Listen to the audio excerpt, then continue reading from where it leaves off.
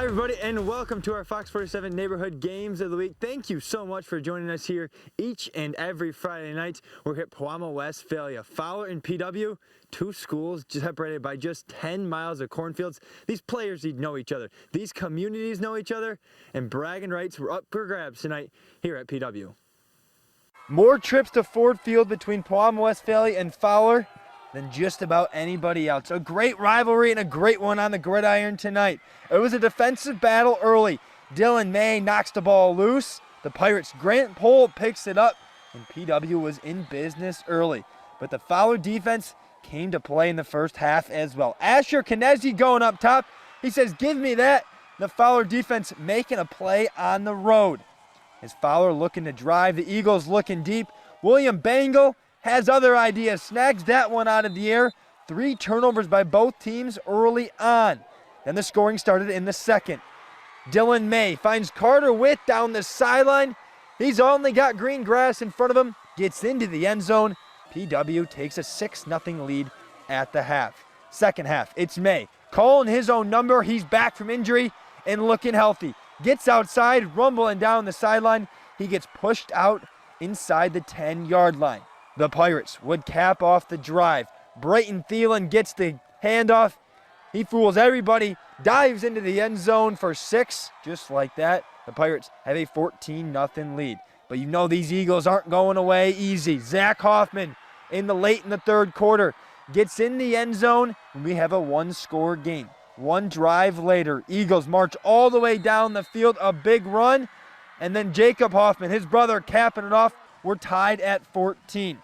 The play of the game. Dylan May finds an opening 76 yards to the house, so we got a house call. Everyone in Pewamo, Westphalia on their feet, including Pirate Pete. And then one final drive. Gabe Miller capping it off, and just like that, PW reclaims the jug on their home field, moves to 5-1, and claims at least a share of the CMAC title, going on to win 27-14. The emotion of this one, how good does it feel? Feels great. Feels great. Proud of our kids. You know, we did some really stupid things there in the end of the third quarter, and just can't do that. But I'm proud of the way we responded and ended up getting the win. This environment is as good as it gets around here. How cool is it tonight? Oh, it's great. Great environment. You know, obviously we had a great crowd. Student sections were into it. It's exactly what we thought it would be, and that's a great football game. Well, after last year's defeat, how good does this one feel? This feels really good. We worked really hard. That last game really had a bad taste in our mouth, and we worked really hard just for this win. There's usually stars that stick out in a game like this. Pewamo Westphalia's senior quarterback, Dylan May. He's been out the last 2 weeks with a chest injury, coming back tonight. 136 yards through the air and a touchdown. Check that, 138. We won't cut him short. And 139 on the ground and 2 TDs. Yeah, that's the way you want to play against a rival. PW goes on to win 27-14. There are so many twists and turns in a football season. The CAAC Blue is a prime example of that. Grand Ledge, East Lansing sit atop the division right now, both undefeated so far in conference play. But Grand Ledge would have to go to DeWitt tonight, and that's where we find our Travis Hicks. DeWitt versus Grand Ledge, what a thriller. Both teams going back and forth the entire way, and both offenses not backing down, to say the least. Now let's take a look at the highlights. We picked things up in the second half. Grand Ledge down 34-31, but the freshman Anthony Baker comes through again with a rushing touchdown to give Grand Ledge a 38-34 lead. But DeWitt did not back down. The sophomore Traverse Moore rushes it in to give DeWitt the 41-38 lead, and they would hold on to win by that score, and DeWitt gives Grand Ledge its first loss of the season. Hi, I'm proud of our kids. I mean, we gave up some big plays for sure on defense, but, you know, we made plays when we needed to, and offensively I thought we were outstanding tonight. So good win for us. We got lots to clean up still, but you know, we're a young team, and we're heading in the right direction for sure. That's how it's been with those guys. I mean, we've had a lot of games just like that. Last year, they got us in the last minute. Today, you know, we were the ones that come out on top. So great game, great high school football game for sure. I just think we didn't make very many mistakes. We had one turnover, which I'll take before we've been the last few weeks, and I just loved our toughness. I thought our kids, if you're asking for a difference, I thought physically we were really good tonight. Now for our next game, East Lansing hosting Lansing Everett. East Lansing will strike first with Jace Clausio rushing his way to the end zone to give the team a 7-0 lead early in the first quarter. After a quick 3-and-out stop by the defense, East Lansing takes advantage of the short punt, and Charlie Baker takes it back to the house to give East Lansing a 14-0 lead. Lansing Everett will strike back. Nijay Davison scrambling, looking for his man, and he finds him in the end zone. Mason Chadwell gets an impressive catch to make it 14-7, but East Lansing will go on to win the game 45-14. Now let's toss things back over to Thomas Cook, who has more recaps from other games from around our neighborhoods. Thanks, Travis. So East Lansing, after 0-2 start, now 4 straight wins, and they sit atop the CAAC Red. We got to take a break, but when we come back, Williamston and St. John's battling it out for playoff position, plus Mason looks to stay perfect. We'll have all those highlights coming up after the break. Current temperature and time, sponsored by Cure Auto Insurance. Fox 47 neighborhood games of the week. We're at Palama, Westphalia. PW got revenge on Fowler, winning 27-14, bringing the jug right back here to PW. Over in the CAAC Red, Mason has been in control all season long, but Williamston and Hazlitt, they're right there as well. Hannemacher in St. John's as Williamston traveled to St. John's tonight. Thanks so much, Thomas. It's another gorgeous night for high school football out here in St. John's. Both of these teams headed into the matchup with a 3-2 record, and both look to leave the matchup with a winning record.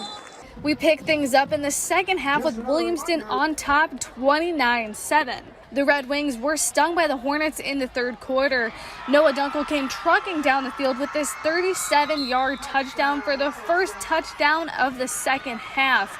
Teammate Zach Cribbs would also clock in on the next drive for Williamston's final score of the night.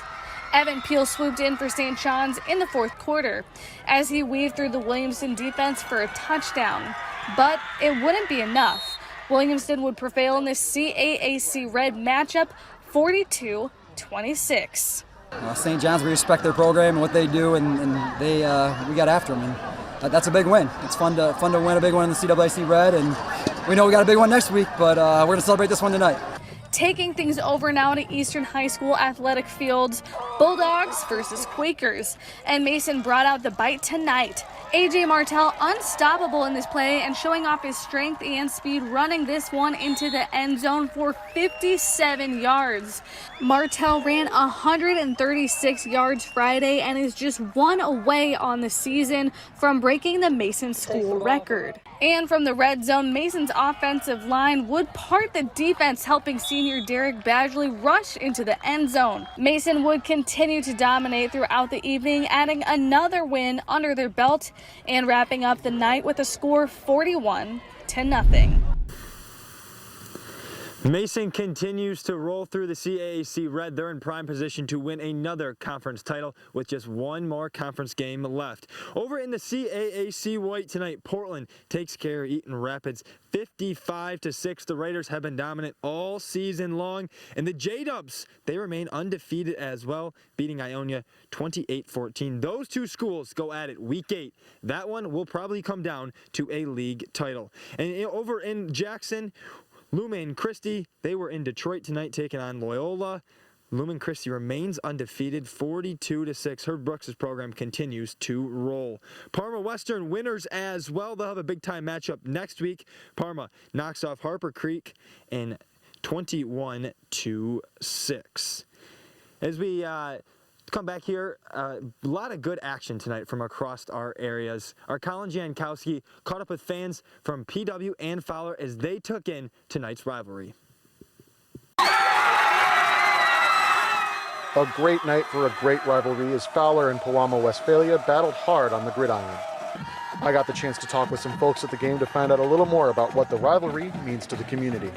I mean, this rivalry means everything to our community. I mean, the talk about it is all year round. It doesn't matter. I mean, look at the crowds. The line to get in here is crazy. I just want to win this game. To me, it's just kind of like another reason to try hard on the game. Like it's like a fun thing to like trash talk a little on game day. I got a lot of friends at Fowler, but like it's just like the extra like on game day. Cause like we're so close. It's kind of like a sibling almost. And this rivalry means so much we had to stop mid-interview to take in some of the action.